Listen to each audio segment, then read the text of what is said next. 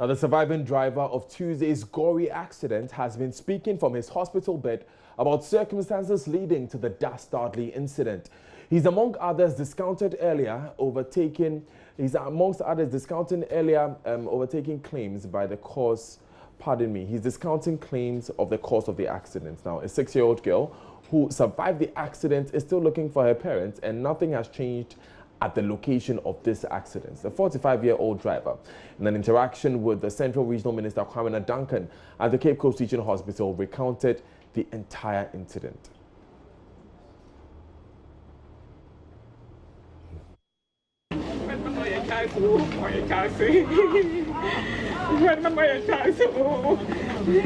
Many relatives of the dead in the accident continue to pour in at the Cape Coast Teaching Hospital. The situation could be likened to one going to check his or her exam results to know whether he or she has failed or has passed.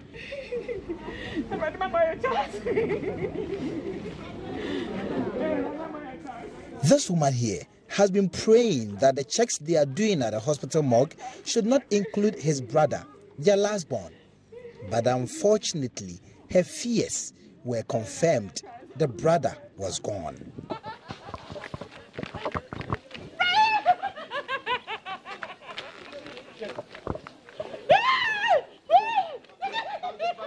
Many continue to trickle in to embark on the same exercise. One of such persons was Esikadu Katan, Member of Parliament and Minister for Railway Development, Joe Gate.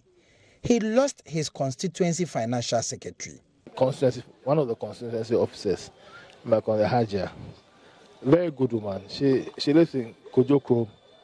We went, we noticed how hardworking she was in the party in Kojoko. Then she became a polling station chairperson. And then we elevated her to the position of financial secretary. She was a selfless person. She used not just her time, but also her money. And she did, it wasn't only politics, she was a stalwart in the society. She did a lot for people.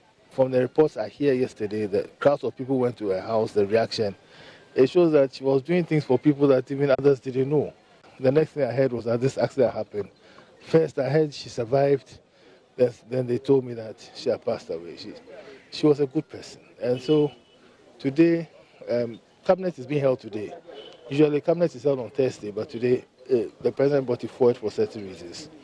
And you cannot, as it were, excuse yourself on cabinet. I mean, the president takes it very serious. We take it very serious because by the constitution, it's our duty to assist the president. Every 2 weeks we meet in order to think about Ghana, the country that the people of Ghana has given to us in trust for them, to serve them. But when I told the president yesterday about what has happened, he immediately said to me that you must go. Inshiraba Ansa and her brother Adom Ansa were also traveling with their father, John Ansa, their mother, whose name we only know as Martha, and their younger sibling from the eastern region to Takoradi. These two have lost their dad, their mom, and their 8-month-old sibling in this accident. 10-year-old Inshiraba had an injury on the hip and the upper part of the arm, while 6-year-old Adom Ansa sustained injuries on the head. His head has been sutured now, but their walls have almost crushed. They've been asking for their parents and their sibling. Central Regional Minister Kwame Duncan and the Central Regional Police Commander with the entourage were there to visit. Other survivors shared their stories.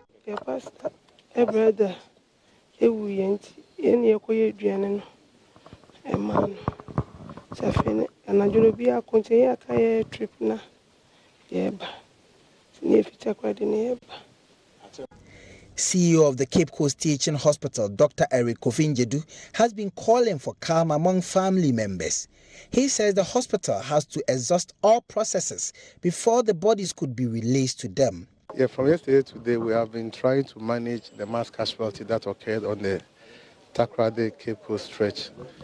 And you know, around between 12 and 1 o'clock, we had a call from an observer that there was an accident, and we quickly mobilized our resources to contain the situation. So together, we had a total of about 34 bodies in our mortuary that we initiated administrative processes and legal processes to get the bodies identified.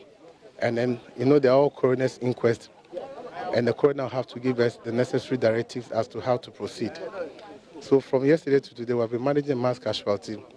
The 25 that are remaining are fine. The ones in the body are in the process of body identification and coroner inquest documentation to go through. And then as and when we get the clearance from the coroner, the bodies will be released to the deceased family. Driver of the red bus, who earlier accounts suggested he was overtaken, has been speaking. He gives a different account and discounts earlier claims.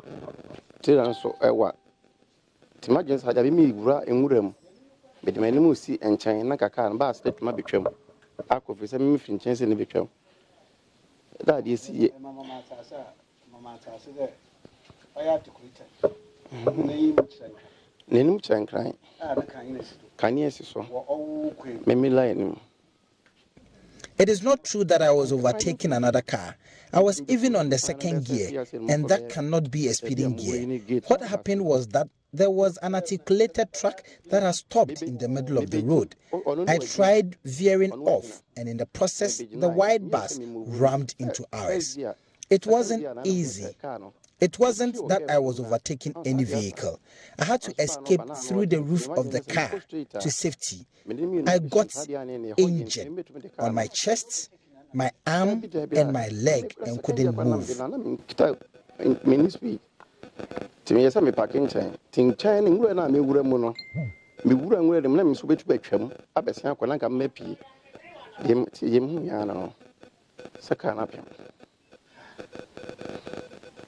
Back here at the accident scene, the regional police commander and the regional minister are here to actually learn what really transpired and other analysis as part of their investigative processes.